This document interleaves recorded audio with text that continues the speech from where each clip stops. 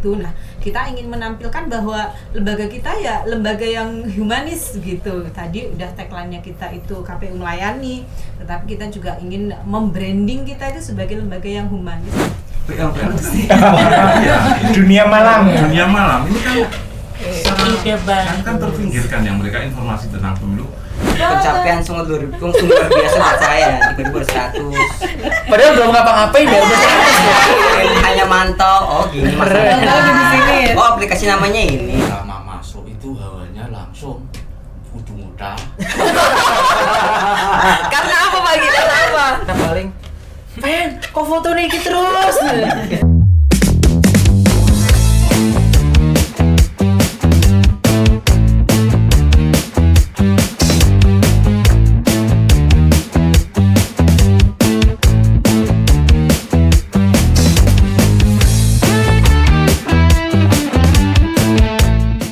Teman pemilih, bagi podcast KPU Jateng, angka 100 bukan hanya sekedar deretan angka, tapi momentum untuk merefleksi dan merebranding diri. Untuk podcast KPU Jateng, edisi spesial 100 episode, kami akan menghadirkan tamu-tamu yang pastinya sangat inspiratif dan menarik untuk kita ikuti. Langsung saja kita temui beliau-beliau. Inilah tamu kita. Saya perkenalkan dulu, yang pertama ada Bapak Muhammad Mahrus, ya. Ibu Akmalia, Bapak Basma Perianto Amron, Bapak Handi Triujiono, Bapak Paulus Widiantoro, Halo. Bapak Muslim Aisyah, Hai, halo. Ibu Mainur Lela, Hai. dan Bapak Tri Tujiana. Terus sekali ya, kesempatan yang luar biasa. Beliau berdelapan bisa hadir di studio podcast yang sebelumnya hanya satu aja, atau pernah berdua ya Bapak? Nah, Pak Ketua dan Pak Sek kali ini berdelapan berkesempatan hadir di sini untuk merayakan 100 episode podcast KPU Jateng. Bapak Ibu terima kasih sudah berkenan hadir lengkap.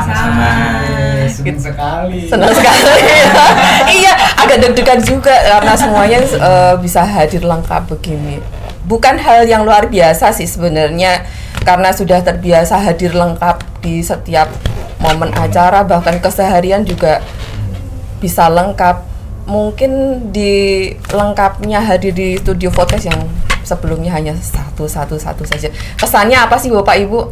Kumpul-kumpulan. Betul, iya, umpel-umpelan. Diisi 8, biasanya panggung diisi 2-3 orang, sekarang 8. Iya, tapi dengan studio yang sudah memadai ini kayaknya sudah layak juga kita berkumpul bersama di sini. Ya. Sangat menyenangkan. Sangat menyenangkan. AC-nya jadi kurang dingin.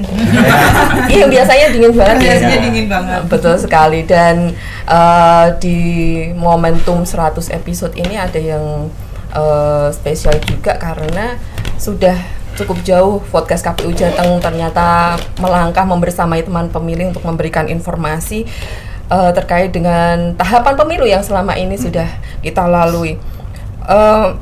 Kalau menurut Bapak Ibu, ke Pak Ketua deh, yang Pak Ketua dulu, karena mau nggak mau Pak Ketua tampil duluan nih. Iya. Bapak, kalau menurut Bapak, pendekatan komunikasi melalui podcast seperti podcast KPU Jateng ini apakah sudah cukup efektif dibandingkan dengan metode konvensional yang mungkin sedikit-sedikit sudah bukan kita tinggalkan, tapi sudah tidak dilaksanakan secara masif?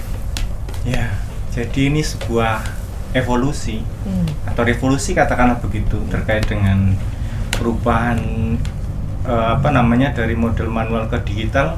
Otomatis pola-pola komunikasi yang cepat, intim, terus kemudian lebih informatif dan lebih bisa diikuti oleh masyarakat secara umum, tidak terbatas ruang dan waktu. Transformasi model podcast ini tentu tidak terus serta-merta menggantikan, tapi dua hal yang jalan beriringan saya rasa. Jadi pola-pola komunikasi ini saya rasa sesuai dengan kalau kita lihat statistik tentu lebih banyak waktu untuk mencerna di luar waktu kerja. Kalau pola-pola komunikasi konvensional ada batasan-batasan tertentu yang tentu ruang geraknya juga lebih terbatas, tapi tidak menggantikan. Jadi ya komplementer lah kira-kira begitu. Setidaknya bisa dinikmati atau bisa diakses oleh teman pemilih ini nggak harus di waktu yang sama ketika kita memberikan informasi, itu yang bisa ditangkap. Pak Muslim ini yang biasanya punya komentar agak panjang ceritanya ya, agak bercerita begitu. Bapak kalau berbicara tentang 100 episode yang sudah dilalui oleh podcast KPU Jateng, satu kata untuk podcast KPU Jateng. Oke, satu aja ya. Bisa dipanjangin loh, biasanya nggak mungkin Bapak satu kata aja. Saya ingin mengatakan bahwa kita yang sudah sampai mencapai 100 ini ya, itu dua. Satu komitmen, dua konsistensi gitu. Oh. Komitmen karena ini bagian dari ya bukan hanya kewajiban kita, tapi mungkin lebih satu pemenuhan bagaimana membuat pemilih itu mengerti ya, memahami. Jadi dengan podcast ini kita bisa memberi informasi, memberi sosialisasi, bahkan edukasi untuk menuju pendidikan pemilih itu. Betul. Dan yang kedua konsistensi. Jadi sebenarnya sampai ke episode 100 ini nggak mudah gitu ya. Saya masih ingat betul pertama kali podcast ini dibuat gitu. Mungkin kalau nggak salah waktu itu menjadi memulainya agak berat gitu. Dan Bapak bagian dari yang memulainya. Mulai itu, tapi ternyata nggak terasa itu kita sudah sampai 100 episode ya yang kita rayakan. Jadi itu nggak mudah dan itu menunjukkan bahwa kita bisa sampai hari ini ke 100 episode itu karena konsistensi kita, istiqomahan kita gitu. Dan saya rasa ini momentum yang luar biasa dan tantangannya ke depan bisa nggak kita sampai ke beranjak ke episode berikutnya gitu. Tapi kita optimis masih bisa, Pak. Ya kalau bisa berarti kan ini menjadi bagian dari momentum yang kita rayakan gitu. Betul. Jadi bukan hanya soal seri yang nanti meningkat, tetapi lebih dari itu seperti yang tadi Pak Ketua bilang, kita itu ingin mendekatkan apa yang ada di kita kepada publik. Meskipun ini melalui podcast, tapi ini kan bisa langsung masuk ke ruang-ruang pribadi para pemilih itu. Gitu. Betul. Karena menurut saya pribadi, episode 100 ini adalah sebagai batu pijakan untuk kita melangkah kembali ke episode yang selanjutnya. Dan itu membuktikan bahwa kita melakukan ini tidak sebatas waktu kita ada tahapan gitu ya. Justru di luar tahapan itu kita bisa menyempatkan diri untuk tetap melakukan transformasi informasi, sosialisasi yang memang ini dibutuhkan. Betul. Ya kan, berharap pemilih cerdas, berharap pemilih sadar dan akhirnya partisipasi mungkin melalui podcast seperti ini ya, yang secara substansi itu lebih banyak mengedepankan makna-makna kesadaran, makna-makna pendidikan. Justru itu yang menurut saya menjadi sangat penting untuk ditekankan di podcast ini begitu. Dan itu menjadi tantangan tersendiri untuk podcast KPU Jateng. Terus menjadi bagian yang bagaimana KPU bisa menjaga soal ini mencapai level berikutnya dan lebih dari itu mencapai makna yang disebut untuk mencerdaskan pemilih kita itu. Betul, dan harapannya banyak manfaat yang nanti bisa diambil oleh teman pemilih, khususnya ketika ada kebutuhan terkait dengan informasi kepemiluan. Itu yang penting. Sesuai tagline-nya podcast KPU Jateng, terupdate bersuara kepemiluan. Yang salah satu pencetusnya adalah Bapak. Kita akan terus mengupdate informasi-informasi yang tentunya penting untuk diketahui oleh teman pemilih. Kalau berbicara di podcast KPU Jateng, apapun informasinya, ini harapan kami bisa memberikan informasi yang memadai dan cukup. Pak Paulus, mohon ininya deh, pandangan Bapak sejauh ini, dampak yang paling nyata yang dirasa, yang diambil dari podcast ini terkait dengan literasi kepemiluan di mana nih, Bapak? Iya, Mbak Nunung. Jadi sejauh ini saya melihat bahwa sejak kita punya podcast ini yang sudah edisi ke-100 ini, ada perubahan cara orang mensikapi terkait isu-isu pemilu. Tidak dengan serta-merta ketika ada isu yang beredar menjadi heboh teman-teman di Jawa Tengah. Tetapi karena ada literasi yang meningkat dan cara kita menampilkan literasi itu tidak secara konvensional. Tadi Pak Ketua sudah menyampaikan ada bahkan tidak evolusi tapi revolusi lagi. Cara pendekatan kita tidak lagi dengan konvensional dengan tatap muka yang terbatas waktu dan peserta, atau juga dengan menjejali dengan buku atau bacaan atau regulasi. Ada kecenderungan orang mau yang praktis kan. Yang paling praktis adalah mendengarkan obrolan dari orang yang memang berkompeten dan berkecimpung di situ. Dan itu cukup signifikan, saya melihat itu. Yang kedua adalah kita melihat bahwa kalau orang sedikit-sedikit datang KPU untuk mencari informasi kepemiluan, ini adalah era lama. Sekarang sudah hampir jarang, tetapi orang bisa mengakses sendiri melalui podcast kita, penontonnya juga banyak, melalui website kita juga pengunjungnya banyak. Ini adalah literasi yang meningkat, tentu tidak lepas dari upaya kawan-kawan untuk mengedukasi dengan podcast kita. Dengan menghadirkan narasumber yang berkompeten dan memberi ruang yang lebih terbuka, tidak secara konvensional, tapi kan tadi dia sambil mendengarkan ketika saya di kamar mau tidur juga bisa, atau di manapun itu bisa. Ini yang diputar ulang, berulang-ulang, sehingga waktunya panjang. Jadi orang pengen lihat episode pertama seperti apa, masih bisa. Betul. Itu yang mencoba kita tawarkan, dan itu hasilnya memang luar biasa. Karena kemudahan yang kita sajikan itu, ruang dan waktu kan. Iya, betul sekali. Dan update informasi juga terkait dengan tahapan kemarin cepat banget kan Bapak Ibu. Perkembangan tahapan kita sampaikan aktual begitu.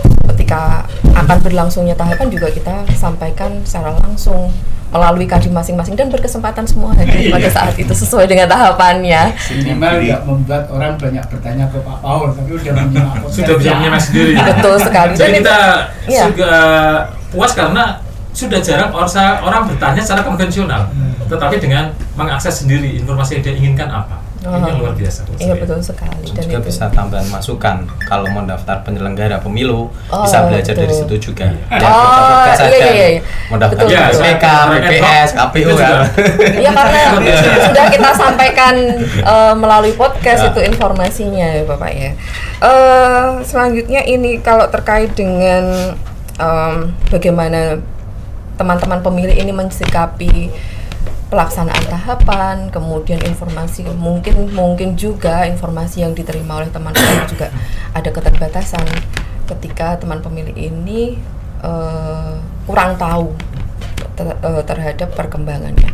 Pak Basmat, kalau kita menghadapi teman-teman pemilih yang apatis terhadap pelaksanaan pemilu melalui podcast ini, bagaimana harusnya teman-teman pemilih bisa mensikapinya? Jadi kan menarik ya, terkait dengan kita berkomunikasi, berkolaborasi dengan teman-teman yang apatis terhadap pemilu kan gitu. Nah, kalau menurut saya dengan adanya podcast ini, pilihan kepada narasumber kita ini nanti yang akan menjadi poin lebih penting. Artinya bahwa kita kalau bisa ini nanti memilih narasumber yang punya influencer banyak, kan gitu. Artinya mungkin orang yang nggak begitu populer, tetapi dia punya influencer banyak. Kita ajak bicara tentang pemilu, kayak lah misalnya yang secara marginal ini terpinggirkan tentang informasi pemilu, misalnya kayak anak-anak jalanan, anak-anak pang, itu kan bisa saja. Bahkan mungkin kalau lebih ekstrim lagi ya, saya mungkin yang secara informasi tentang pemilu ini tidak begitu paham, itu kan kayak kalau kelompok malam ya orang-orang lagu PL-PL ya, dunia malam ini kan terpinggirkan yang mereka informasi tentang pemilu mungkin akan menjadi, kalau salah satu atau orang yang mereka sukai ini menjadi yang mereka ikuti, ini menjadi narasumber di podcast lalu bicara tentang ajakan tentang pemilu, anak-anak pang dan sebagainya, mungkin akan semakin memperkuat podcast kita ini. Lebih sasaran kita pada kelompok marginal itu akan lebih luas dan lebih tepat menurut saya. Menghadirkan narasumber yang dipercaya oleh segmen-segmen tertentu mungkin. Menurut saya ini cukup penting di situ. Dan tantangannya di sini jadi bagaimana membuat teman-teman pemilih ini tertarik, percaya akan penyelenggaraan pemilu dan pemilu. Karena kan biasanya kan kita mengundang narasumber ini kan biasanya yang secara formal ini kan ini orang yang secara secara kedudukan ini dipandang punya pengaruh ya. Tapi untuk yang non formal biasanya juga punya pengaruh juga. Yang punya influencer banyak itu kalau menurut saya bisa lah. Kayak misalnya kalau untuk generasi yang sekarang itu generasi Z ya mungkin pemusik kan bisa, mereka punya pengikut banyak, ajak bicara tentang pemilu. Sepak bola, efeknya kan berbeda. Bisa saja. Sepak bola. Sepak bola. Pratama itu luar biasa. Kalau Pratama nggak bisa ya siapa? Mantan istrinya. Itu kan punya banyak pengikut kan. Iya. Dan pengaruhnya besar. Kita mungkin gini, nggak lagi menyasar narsumnya itu yang formal saja. Tiket tokoh gitu ya. Tapi justru merepresentasikan pemilih-pemilih yang memang butuh didengarkan. Jadi ada representasi, kalau perempuan kan kita punya seri perempuan misalnya ya, mungkin perempuan yang memang menggambarkan dialah sesungguhnya sasaran yang kita mau edukasi. Jadi kata Pak Basmar itu kalau jalanan misalnya menjadi bagian dari yang kita dengarkan gitu ya Pak ya. Mungkin kayak sama yang Lawang Sewu itu bisa juga. Lawang Sewu siapa? Siapa ini ya? Reza. Oh iya. Oh ya, kita kan sempat undang itu ya Pak ya, tapi belum sempat ke podcast sepertinya. Dikasihlah Indra ya gitu ya. Iya, itu tokoh-tokoh yang pernah mungkin lebih konten kreator. Iya, konten kreator itu ikutnya. Betul. Kita sosial. Beberapa memang sudah sudah berhubungan, cuman memang belum kita hadirkan ke podcast ini. Tantangan bagi tim podcast untuk terus. Pesepak bola itu kan banyak itu. Iya, dan fansnya banyak ya. Fans. Dan itu real tuh. Iya betul. PSIS ya kalau Semarang. Kalau Semarang. Liverpool gimana? Iya, aman dong Pak. Kalah. Kalau saya sih respon itu tuh bukan soal yang followernya banyak ansih gitu ya, tapi justru menggambarkan bahwa mereka sesungguhnya perlu didengar nih. Pendapatnya tentang pemilu, katakanlah tadi disebutnya tentang pemain sepak bola, kan jauh tuh sepak bola dengan pemilu. Tapi kalau kita hadirkan di sini, kalau dia bisa menjelaskan gimana sih dia keinginan pemilu itu, mungkin didengarnya itu akan bisa memberi sugesti, menginspirasi. Ternyata dunia bola juga berhubungan dong dengan pemilu, dengan KPU. Jadi ada situasi yang tadinya kita tokoh sebagai narsum, tapi kita kemudian menyasar ke orang-orang yang sesungguhnya memang jadi representasi dari pemilih kita itu. Nanti akan sangat beragam, siapa tahu bakul di depan situ bisa jadi narsum gitu ya. Gimana komitmennya, gimana pandangannya, itu saya kira bisa menginspirasi pula. Seperti kata Pak Presiden. Hingga nggak ada alasan teman pemilih untuk apatis terhadap pemilu lagi, karena dari semua penjuru sudah kita upayakan untuk bisa mempengaruhi teman pemilih itu sendiri. Ibu Bu Mei deh, ini biasanya Bu Mei yang banyak ide gagasan. Terus belum makan siang Mbak, jadi idenya agak gimana gitu ya. Tetap Ibu selalu ada aja deh kayaknya. Ibu berikan kami tips bagaimana bisa tetap menjaga konten ini edukatif tapi bisa disampaikan secara baik, sesuai dengan kebutuhan, dan mungkin nggak terlalu formal gitu ya Ibu ya. Kaku ya. Saya kira kalau melihat podcast KPU Jateng hari ini kan memang sudah luar biasa ya. Ternyata memang medsos kita kan lebih banyak dilihat atau didengar oleh pemilih-pemilih pemula gitu ya. Meskipun pemilih yang kayak kita milenial yang sudah menengah-menengah gitu. Kalau Pak Sek ini milenial atau apa? Gen Z. Ini juga banyak juga yang mengkonsumsi, tapi kan lebih banyak teman-teman Gen Z ya, Gen Z. Dan saya rasa dengan model yang sudah kita lakukan, apalagi melibatkan teman-teman mahasiswa gitu ya, yang notabene adalah anak-anak Gen Z gitu ya, udah cukup baik, cukup bagus gitu, dan banyak disukai, disenangi oleh para pemilih gitu ya. Dan kalau kemasannya lebih banyak, kalau kita lihat ya kemasannya itu sudah menyesuaikan keinginan, kalau dalam ekonomi itu kan keinginan pasar gitu ya. Betul. Menggunakan bahasa-bahasa yang mungkin tidak formal gitu, tapi tetap mendidik gitu ya, dengan bahasa yang mudah dipahami gitu ya. Apalagi anak-anak zaman sekarang kadang-kadang kan seperti yang sudah Mbak Nunung sampaikan, kurang menyukai bahasa-bahasa yang formal, kaku gitu ya. Kalau kadang-kadang orang bilangnya sok keminter gitu ya. Nah itu yang kita coba hindari, meskipun istilah akademis ya. Meskipun konten-konten seperti itu dalam beberapa momen itu diperlukan gitu ya, tetapi untuk podcast memang lebih banyak kita menggunakan bahasa-bahasa yang tidak formal, menggunakan joke-joke atau menggunakan storytelling gitu ya, dengan bahasa-bahasa yang enak dan mungkin tidak seperti kita berceramah gitu ya, tetapi menceritakan, kemudian pakai analogi-analogi yang menyenangkan gitu. Mungkin itu bisa menjadi bahan untuk kita lebih banyak peminatnya lagi bagi teman-teman pemilih yang memang mengkonsumsi medsos kita ini. Saya kira itu Mbak Nunung. Tapi kita lihat sudah bagus ya.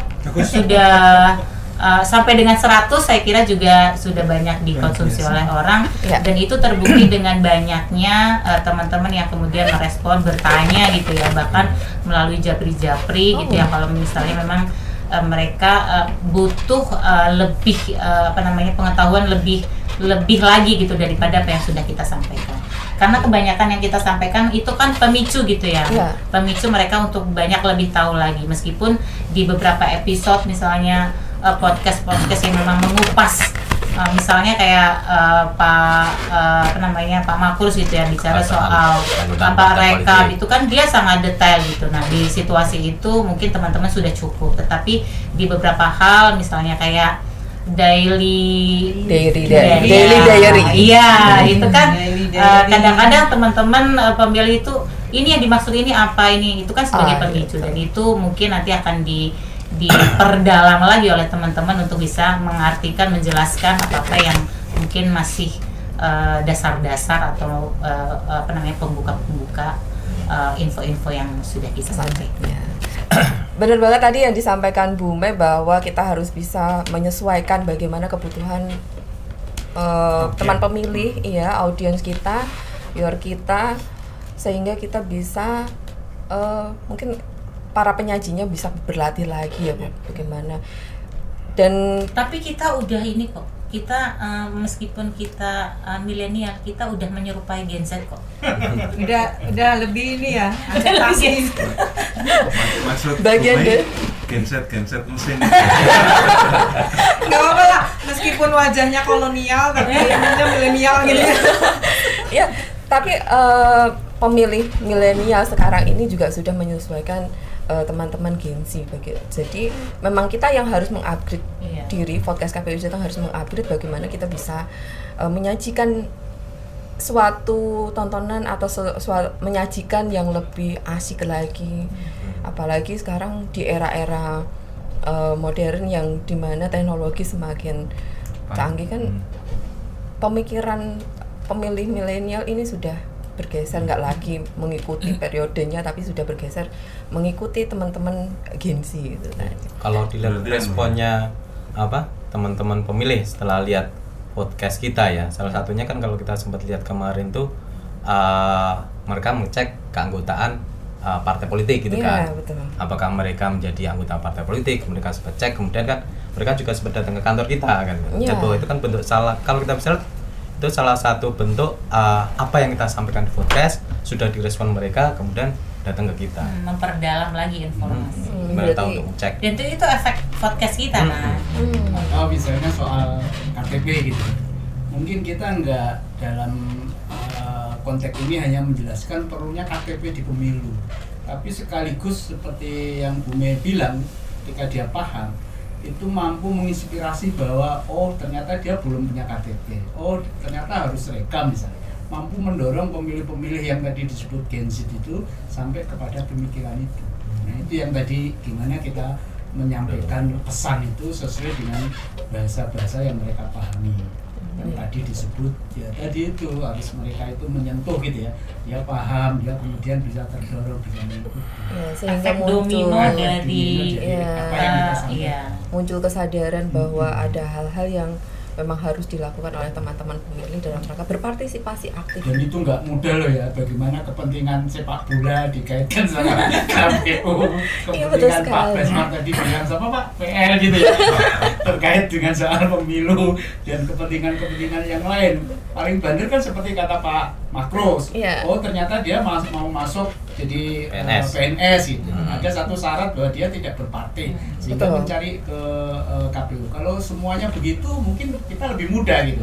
Tapi kan pemilih ini secara nggak bisa langsung dihubungkan dengan apa yang kita lakukan di KPU ini dengan isu-isu pemilu gitu.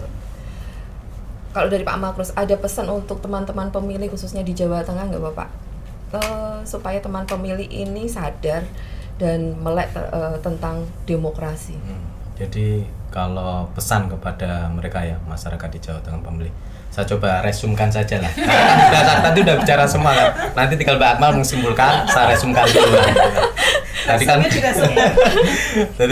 Jadi kalau diskusi ini itu kan kita bicara langsung gitu kan. Tapi kalau kita lihat secara teori sebenarnya, secara kita bicara akademisi, secara teori itu sebenarnya kalau kita melakukan pendidikan pemilih, pendidikan ke masyarakat itu memang ada teorinya. Jadi ada 3 tahapan gitu ya, 3 tahapan dalam melakukan pendidikan kepada pemilih. Pertama kalau kita bicara civic knowledge ya, bagaimana pada tahapan ini masyarakat itu mengetahui struktur lembaga di pemerintahan, eksekutifnya apa, legislatifnya apa, kemudian prosesnya seperti apa, sistem pemilih seperti apa, kita lakukan itu kan. Kemudian tahapan selanjutnya kita mengejar kalau kita bicara ada civic skill. Di situ outputnya masyarakat harus gimana? Dia bisa memahami gitu kan. Dia bisa melakukan ikut partisipasi. Contoh yang kita lakukan kemarin ya kita dorong mereka untuk partisipasi, mendorong civic skill mereka berpartisipasi di TPS, datang ke pada hari pencoblosan, menggunakan hak pilihnya, itu bentuk masyarakat seperti itu. Kemudian tahap ketiga itu kita bicara ada civic disposition. Jadi di mana kalau kita bicara masyarakat pada tahapan itu mereka bisa benar-benar pada posisi kalau mereka bicara terkait isu-isu publik, isu-isu kebijakan, yang tadi sempat disinggung Mas Paul gitu kan, mensikapnya seperti apa? Apakah pro, apakah kontra, kemudian mengkritisi, kemudian memberikan masukan.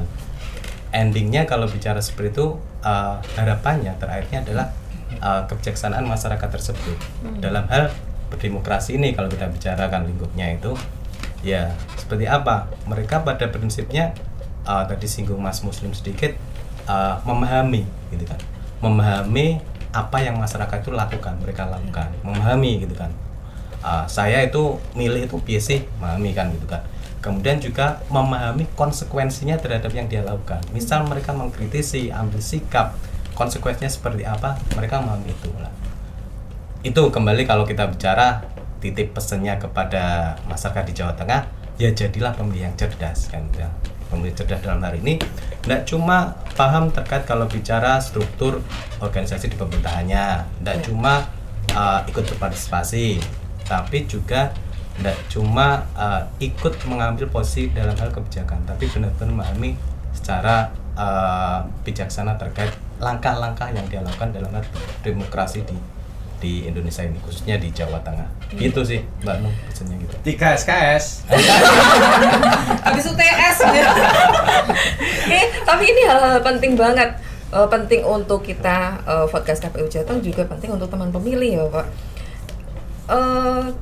Kewajiban kita sebagai penyelenggara pemilu, transfer knowledge tadi adalah kewajiban kita, dan kewajiban yang lainnya tentunya dua ilmu yang tadi disampaikan Pak Markus tentunya butuh partisipasi langsung dari teman pemilih, munculnya kesadaran. Ya endingnya itu nanti pemilih paham lah apa yang dia lakukan itu paham. Betul. Memahami bahwa ya kita di Indonesia sistem yang kita pakai misalnya demokrasi gitu kan. Ya sudah kita lakukan, mereka memahami prinsipnya seperti apa, konsekuensinya seperti apa.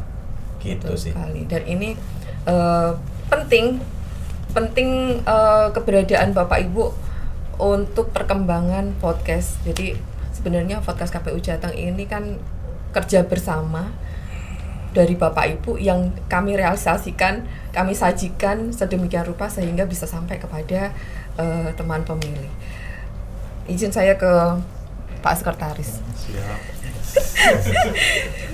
Bapak, bagaimana peran pimpinan untuk menjaga podcast ini bisa tetap informatif dan inovatif untuk disampaikan, untuk kita sajikan kepada teman pemilih? Oke Mbak Nunung, ini lainnya nggak serius, saya agak serius. Weton Pak, weton. Langsung ke peran pimpinan. Saya kan fasilitasi. Yang pertama saya melihat untuk teman pemilih bahwa podcast ini manifestasi dari role model pimpinan. Jadi apa-apa komitmen yang akan dibangun, kemudian wawasan yang akan disaringkan itu bisa kita jabarkan via podcast. Kemudian juga bisa dimaknai bahwa dalam rangka menajamkan visi misi kita tentu perlu tools. Nah, ini tools yang paling tepat ya, tool yang paling tepat karena apapun tersampaikannya itu salah satu salurannya adalah pakai podcast. Kemudian yang ketiga, kalau boleh saya sampaikan juga mekanisme orientasi pembelajaran berkelanjutan. Karena beda dengan media yang lain, kalau podcast ini kan tajam gitu. Tajam untuk pembahasannya itu sebagian bahasa expert gitu ya, ahli-ahli lah. Itu bisa berkelanjutan. Kita bisa ngecek dari episode 1 sampai dengan ke 99 dan ini nanti yang 100 itu banyak hal yang didapatkan di situ. Jadi keberlanjutannya itu yang sangat penting dan itu bisa dimanifestasikan pikiran-pikiran pimpinan, pikiran-pikiran visi misi kita. Mungkin itu kira-kira fungsi podcast kita.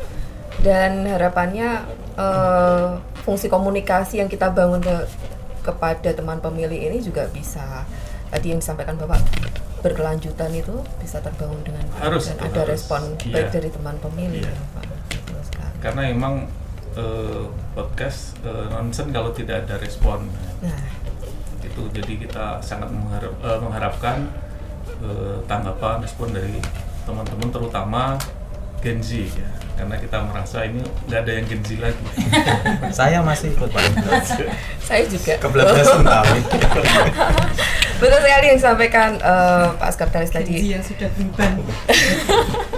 Kan malah itu Mbak Nur. Kemarin saya ngobrol sama Pak Ketua aja. Yang calon pemilih di 2009 kan Alpa di SMP ya. Betul. Nah itu juga perlu ada Disasar untuk mereka jadikan sasaran. Pra pemilih sekarang ya. Pra pemilih. Media untuk dimana ketika berbicara tentang pemilu KPU lah tujuan tujuan utamanya. Referensi mereka KPU gitu. Iya, harus memunculkan itu. Selanjutnya ke Bu Akmal sebagai ketua divisi pengampunya langsung. Goyang juga. Bawa gerbong. Betul sekali. Di belakang malah yang awal nih. Karena memang Tapi ngomongnya tuh dingin Pak.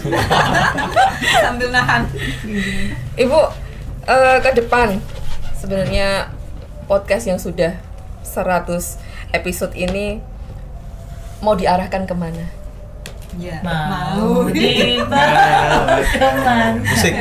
Udah siap nyanyi tuh pemain. Mau dibawa kemana? Podcast kita.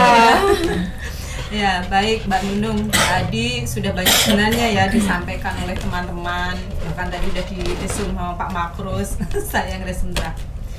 Jadi mungkin podcast kita ini bukan menjadi media tambahan lagi ya, justru malah menjadi media yang strategis untuk sarana komunikasi publik, kemudian juga sarana edukasi atau pendidikan pemilih ya, atau pendidikan politik itu kepada masyarakat.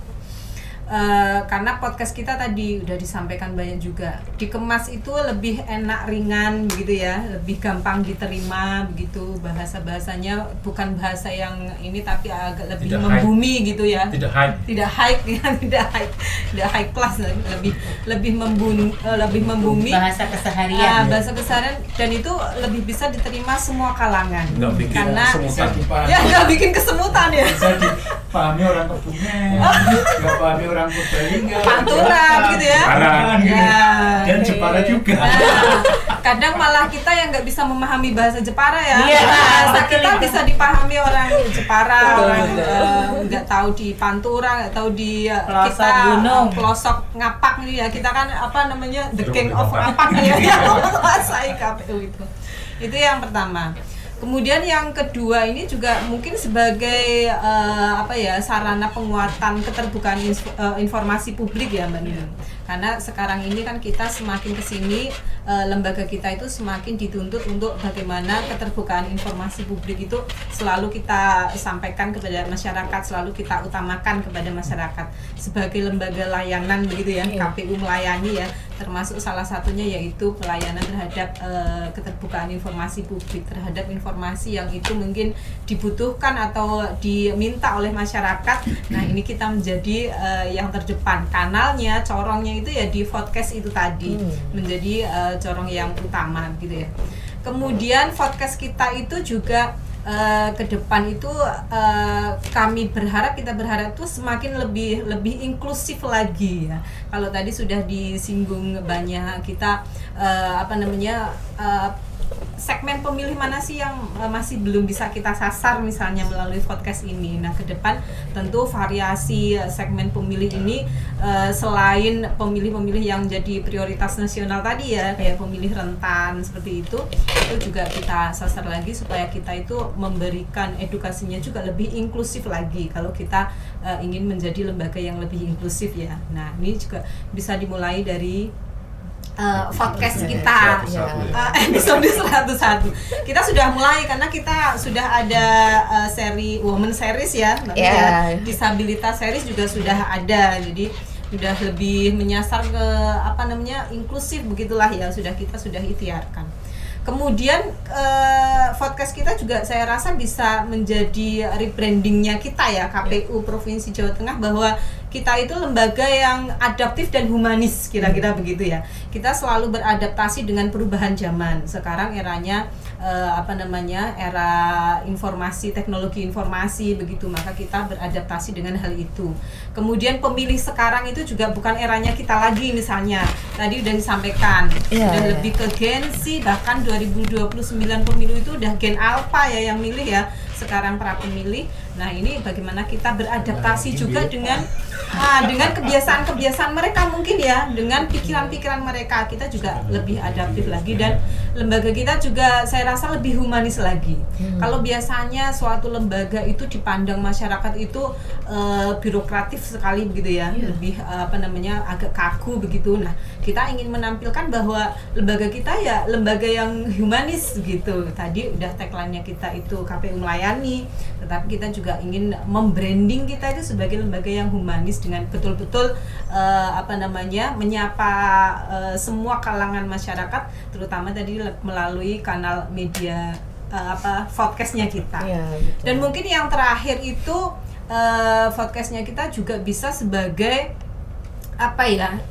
media untuk menetralisir disinformasi atau hoax. Nah, ketika tahapan pemilu dimulai, bahkan belum tahapan pemilu aja kita sudah sering terkena disinformasi ya, apalagi ketika tahapan pemilu sudah dimulai. Nah, ini menjadi kewajiban kita untuk menetralisir hal ini, untuk mengklarifikasi, untuk membenarkan, meluruskan hal-hal yang diterima masyarakat sebagai disinformasi atau hoax itu tadi.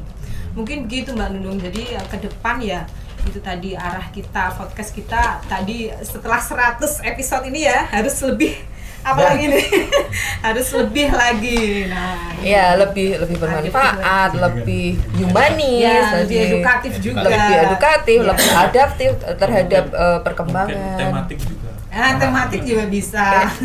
Akan ada program baru satu lagi gitu tuh yang mungkin dipikirkan ke depan tuh. Bisa nggak podcastnya ini secara live gitu ya, supaya interaksi itu bisa langsung terjadi. Selama ini kan masih taping, ya. nanti biar dipikirin Bisa. Pak bisa ya. Bisa. Apa yang nggak kita bisa ya? Iya, akan kita lakukan Bu ya. Challenge-nya tim panas Challenge ya. baru nanti. Nah kan on the spot, tidak mengundang langsung ke sini, tapi Iya, kita bisa ketemu di on the mana. spot. Sepakat, saya sepakat Dan dengan secara teknologi mungkin ya yang masih menjadi PR ketika kita melakukan tappingnya Mobile, ya. itu atau live itu Betul. di luar. Mobile, ya. Nah, Ya. mobile tadi on the spot tadi, tetapi di pikiran bocor. iya, makanya secara teknik ini harus ditingkatkan lagi nih, lebih Betul. dipikirkan lagi. Ini challenge untuk kita Challenge. nih. Iya, kami tim podcast tetap siap dengan arahan Bapak Ibu dan tentunya dukungan penuh dari Bapak Ibu. Iya. Dan support utama dari Pak Sek. Podcast Pasti live ya, itu. berarti ya. Iya. On the spot. Tantangan baru tim podcast nanti ada tantangan dari pimpinan akan kita jawab di next episode. Boleh tepuk tangan dong buat Bahkan usul sekali waktu podcast dengan narsum adalah para yang menangani podcast. Nanti iya. yang menjadi apa? Akan hostnya ada. Iya. divisi Jadi tantasnya. nanti ada Ya, behind the ada. scene-nya, kita tayangkan nanti ya di 100 episode ini. Ya nanti kita akan mendengarkan apa kata teman-teman terkait dengan proses produksi podcast. Kita nantikan tayangan. Teman-teman di balik layar harus bersuara. Mbak Nunung, terakhir mau saya sampaikan. Boleh, silakan Bapak. Jadi kalau Ramayana itu sekitar 78 episode, Mahabharata itu 260 sekian, Dragon Ball Z itu sampai hampir 300, 291. Tersanjung. Rasa 1000 lebih itu. podcast kita harapkan Lebih lebih dari dari itu. Penggemarnya sebanyak Drajin atau Drakor. Semoga. Udah gaya Gen Z aja. Jadi harus ada lapor di situ. Ada. Bapak Ibu nanti lapor ya. utama. Bukan Gen Z. Baik, Bapak Ibu terima kasih sudah hadir di podcast KPU Jateng khususnya untuk edisi spesial episode ke-100. Dan semoga Bapak Ibu nanti berkenan lagi untuk hadir memberikan informasi yang lebih akurat dan aktual kepada teman pemilih terkait dengan pelaksanaan tahapan maupun informasi penting lainnya sesuai yang saya sampaikan ke teman pemilih. Apapun yang penting-penting terkait dengan kepemiluan tentang demokrasi akan kita sampaikan melalui podcast KPU Jateng. Sekali lagi terima kasih. Sehat selalu untuk semua pimpinan. Boleh dada teman pemilih. Selamat buat kita semua. Keren kita. Dan tamu saya selanjutnya adalah teman pemilih, mereka adalah tokoh-tokoh di balik layar tayangnya podcast Jateng yang sangat luar biasa. Hadir lengkap. Saya perkenalkan dulu ada Ibu Kiki Rizkaningsih. Ada Bu Mala, saya bisa biasanya. Di sebelah kanan ini ada Kak Ilham. Lalu ada Aji Bagus. Geser ke sana ada Datu. Di sebelahnya ada Pagi. Dan ada Mas Wendy. Seru banget ya kali ini kita spesial khusus untuk episode 100 dan ini sangat seru sekali teman-teman bisa berjumpa dengan tim di balik layar yang selama ini memasak apa-apa yang akan dinikmati oleh teman pemilih. Nah, di sini yang luar biasa juga ada Bu Kiki Rizkaningsih yang mengelit semua tim yang ada di podcast KPU Jateng. Bu Kiki minta tanggapannya dong. Gimana sih menjaga tim podcast ini biar bisa tetap kreatif, inovatif, dan tetap memunculkan konten-konten yang tentunya menarik selama ini. Oke. Kalau saya sih teman-teman ini kan semuanya berasal dari latar belakang yang berbeda-beda, tapi untuk menjaga itu kita kan tetap harus solid ya. Satu. Terus kita membebaskan untuk berekspresi, beride gitu ya. Jadi itu akan, dan mereka nyaman gitu. Ya, sehingga konten itu kan bukan menjadi kewajiban, tapi sudah menjadi bagian dari diri kita masing-masing, dan jadi satu tim ini semua itu bebas untuk menyuarakan pendapatnya, idenya, sehingga konten itu menjadi bagian dari diri kita gitu. Jadi itu menjadi tidak beban, dan ya itu tadi, ekspresi itu bisa kita salurkan dengan ide-ide kreatif teman-teman semua untuk menyajikan tema-tema yang menarik setiap episodenya gitu. Kalau pencapaian 100 episode ini apa sih menurut Bu Kiki? Pencapaian ini kan luar biasa ya. Jadi berarti mencapai dari angka 1 menjadi nolnya ada 2 gitu kan. 100 itu kan bukan hal yang mudah, pasti ada proses gitu ya. Usaha, perjuangan, ide yang kita tuangkan dalam setiap ide per episode, judul, terus koordinasi dengan orang-orang yang jadi narasumber gitu ya. Jadi itu hal yang tidak mudah, dan saya berterima kasih sama teman-teman semua, sama Bapak Ibu yang sudah menjadi narasumber, teman-teman pemilih yang sudah melakukan subscribe dan melihat terus YouTube kita gitu ya. Jadi ya itu terutama untuk teman-teman ini semua, Mbak Nunung terutama gitu ya, yang jadi host andalan gitu. Jadi terima kasih sekali atas kerja samanya, kerja kerasnya sehingga bisa mencapai episode 100. Mantap. Tapi dibalik itu yang nggak kalah penting adalah bagaimana kita dulunya mengawali, bukan bermaksud untuk mengingat masa lalu, tapi kita mau merefleksi di sini. Sebagai salah satu tokoh nih, salah satu orang yang merintis pada saat itu, Datum dan Pak Gi juga, mau ke Datum deh. Ayo. Tum, Iya, Mbak. pada saat memulai dulu, kebayang nggak sih kalau kita udah nantinya akan mencapai ke episode ke 100 gitu? Sebenarnya sih belum pernah kebayang ya bahwa podcast KPU Jateng ini bisa berkembang menjadi sekarang ya. Yeah. Yang masih ingat zaman dulu banget pas awal merintis itu, sebelum konten podcast itu ada, kita punya studio tapi studionya masih apa adanya, cuma pakai green screen. Sekarang udah punya studio yang kalau kita bisa bilang well prepare dari peralatannya, terus dari backgroundnya, segmennya, dan timnya juga sekarang lebih power lah daripada dulu. Jadi kayak terharu banget sih bisa sampai di titik ini gitu. Kalau pagi gimana Pak? Nggak nangis? Kalau pagi nangis kayaknya. Kenangannya itu awal-awal berdirinya ruangan podcast itu, enggak, pertama masuk itu hawanya langsung udu muda. Karena apa pagi? Karena apa? Meripat Mata pedes. Yang belum yang dirancang itu sebenarnya itu enggak seperti ruangan podcast, tapi seperti ruangan studio. Oh, studio. Berarti dulu memang Apa adanya ya apa adanya, seperti tadi yang disampaikan Datum itu ya apa adanya banget. Tapi dengan berkembang kayak gini Pak Ki, rasanya gimana Pak Ki?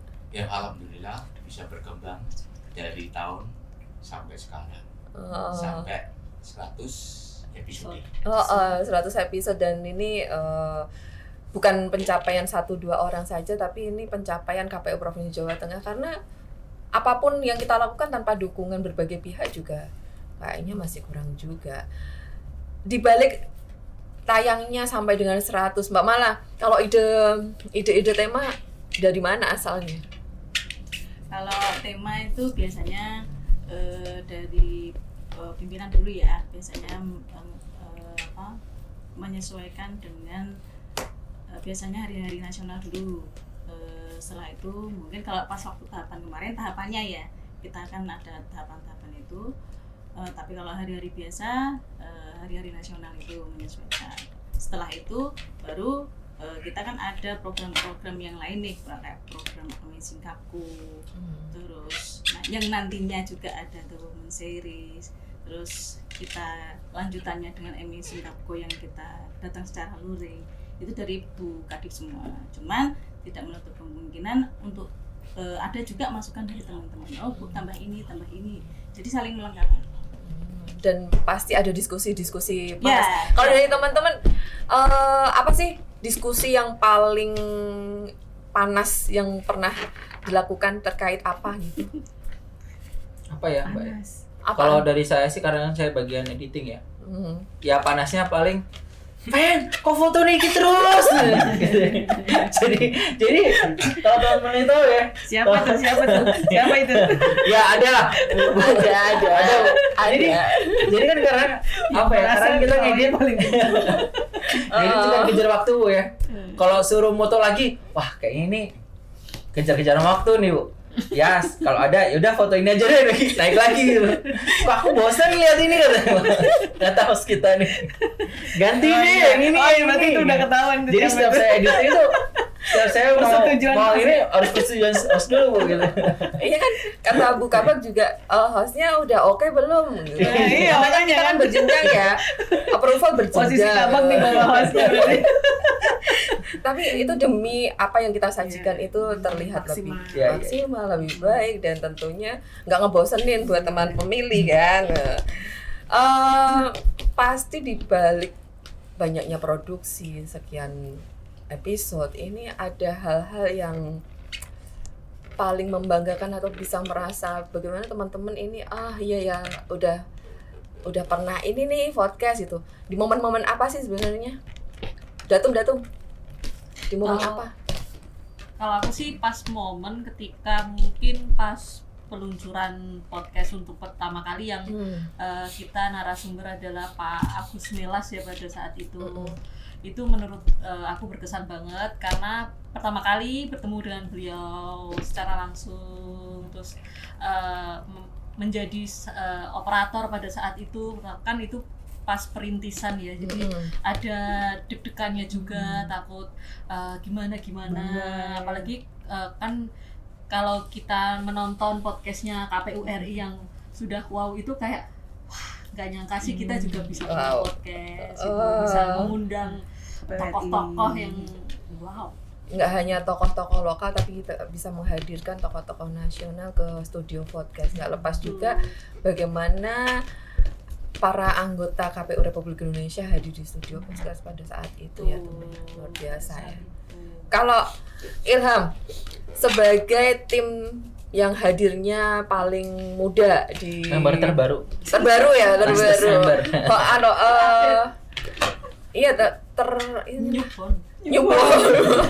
sebenarnya stok lama, tapi baru bergabung di podcast KPU Jateng kan baru aja. Ada momen yang berkesan nggak sih, Am? Berkesan ya, tiba-tiba udah 100 episode ya. Sudah tiba-tiba udah 100. Kita baru datang udah 100. Baru datang udah 100 aja nih. banget. Pencapaian sungguh luar biasa buat saya. Tiba-tiba udah 100. Padahal belum ngapa-ngapain ya, udah 100. Hanya mantau, gini masalahnya. Di sini. Oh, aplikasi namanya ini. Gini. Oh, jadi langsung kayak gini. Oh ya. Itu aja sih Mbak. Jadi nggak apa. Ya hanya mentah aja lah gitu. Sudah nggak tahu apa-apa. Hasanah kebaruan Mbak. Jadi dunia kreatif kan sesuatu yang sangat asing buat saya kan. Jadi ya ini ilmu baru buat saya ya.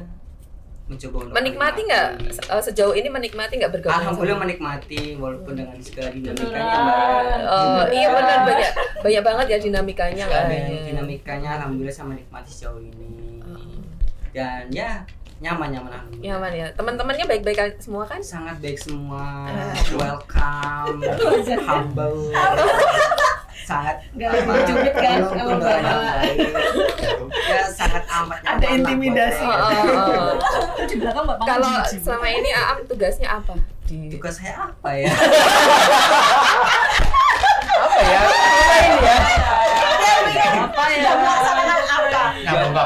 Jawabannya banyak dijawab, jawaban apa ya? Ya, sudah 1-2 kali jadi operator Zoom podcast. Amazing Kapko ya. Amazing Kapko ya, support ya. Sebuah pencapaian awal. Pencapaian yang awal ya Zoom ya hal yang biasa.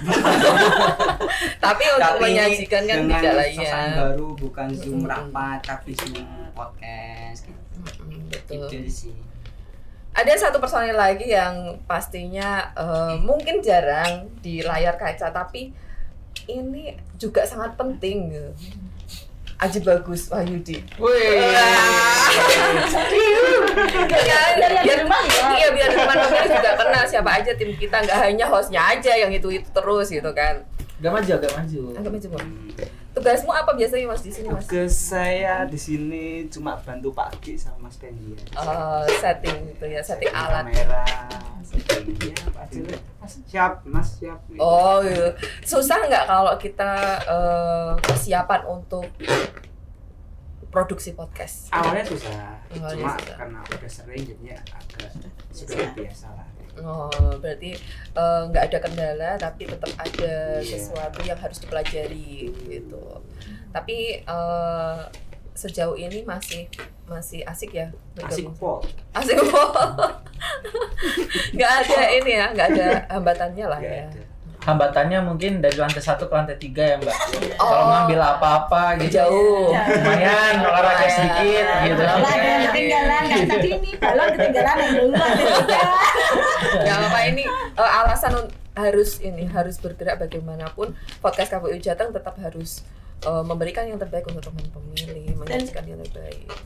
Ya kan? Apa Mbak Malu mau cerita apa? Gantian nanti kita mau tanya hostnya. Oh gitu.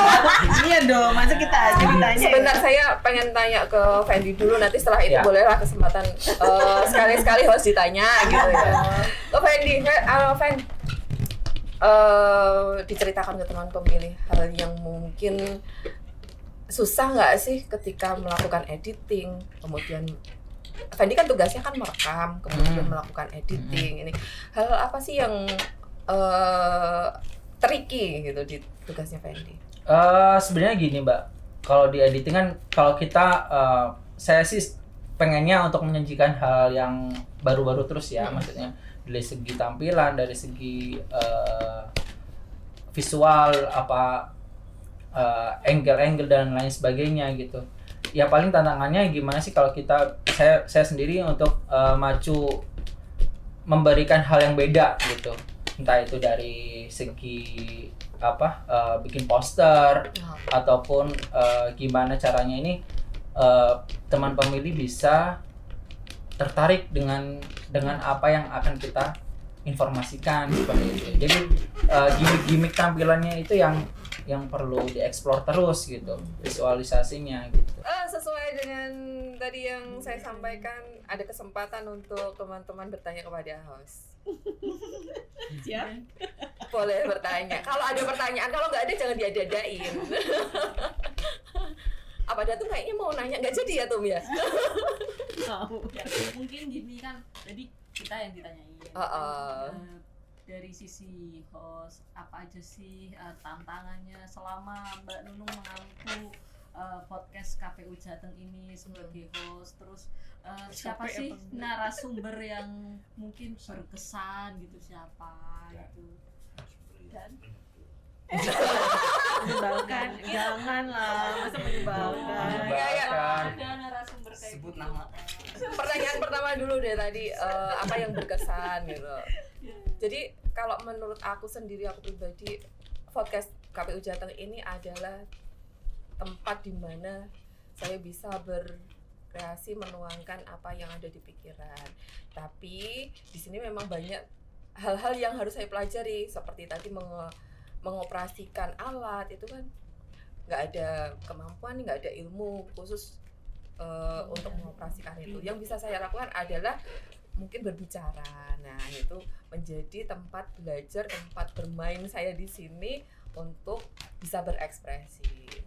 Tantangannya banyak sebenarnya di sini, bagaimana kita harus bertemu dengan narasumber yang baru kenal, baru ditemui, itu harus membangun komunikasi dengan beliau-beliau itu, karena kan kita tahu ya tamu-tamu podcast KPU Jateng itu nggak ada yang main-main gitu, semuanya istimewa. Dan pertanyaan selanjutnya udah terjawab, nggak ada tamu yang nggak istimewa, semuanya istimewa, dari ilmunya, pengalaman beliau-beliau, atau bahkan teman-teman pemilih yang pemula maupun muda yang pernah kita hadirkan itu membawa pengalaman khusus, membawa ilmu khusus untuk saya sebagai host di sini. Begitu. Dan ini tantangan juga untuk teman-teman yang lain, nanti siapa tahu ada yang mau jadi host selanjutnya. Mas Am kan, Mas Am. Kayaknya iya, harus kita dorong nanti. Saya juga mau nanya, Mbak. Oh, boleh. Sebagai host nomor 2 setelah Coki Stohang ya. Baik. Mbak, MC kan sudah bertahun-tahun, itu sudah mengalami kejenuhan nggak? Kalau sudah, itu apa yang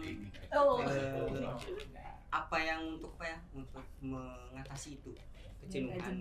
Karena kan MC terus ini gitu kan banget, mungkin dalam 1 minggu sudah lebih dari 1 narsum gitu kan. Dan mungkin ada masalah dapur di keluarga ke bawah tuh gimana? Jauh banget. Maaf ya. Itu mungkin profesional. Bawa gitu loh. Oke. Jadi ya benar yang disampaikan untuk jadi MC udah cukup lama di KPU Jateng.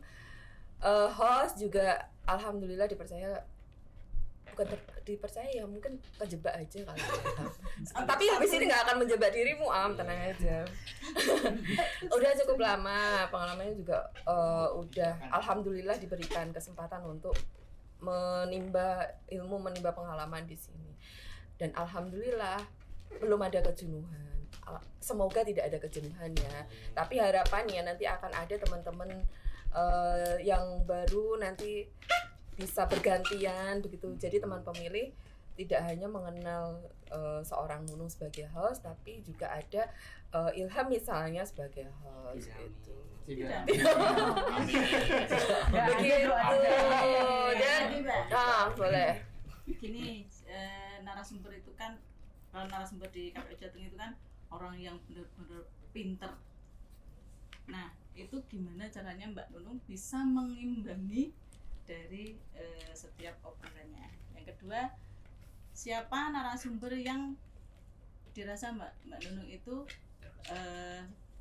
Mbak Nunung belum bisa mengimbanginya? Kalau bisa mengimbangi, saya rasa nggak ada narasumber yang bisa saya imbangi. Maksudnya tuh kayak tektok kan gitu, bukan mengimbangi. Iya, kalau ilmunya mereka, beliau-beliau itu sangat luar biasa, narasumber yang dihadirkan oleh KPU Jateng, dan ini menjadi tantangan bagaimana bisa mengimbangi, setidaknya berbicara dengan beliau. Tentunya tidak lepas dari bagaimana kita mempelajarinya melalui riset, mengenal beliau melalui media-media sosial beliau. Bukan nggak membaca, bukan nggak riset, sinau dulu, belajar dulu dari media-media online yang lain. Dan ini menjadi kesempatan dan refleksi buat saya bahwa banyak hal-hal yang harus dipelajari dari setiap orang yang sempat singgah di diri saya khususnya, dan tentunya untuk podcast KPU Jateng. Terus tadi ya, tadi udah narasumber yang bisa tektok. Yang bisa tektok. Narasumber alhamdulillah semuanya bisa setidaknya bisa diajak komunikasi, karena rata-rata yang hadir ke sini itu sudah mempunyai skill untuk berbicara dengan baik. Alhamdulillah semuanya bisa. Yang paling sulit adalah kalian.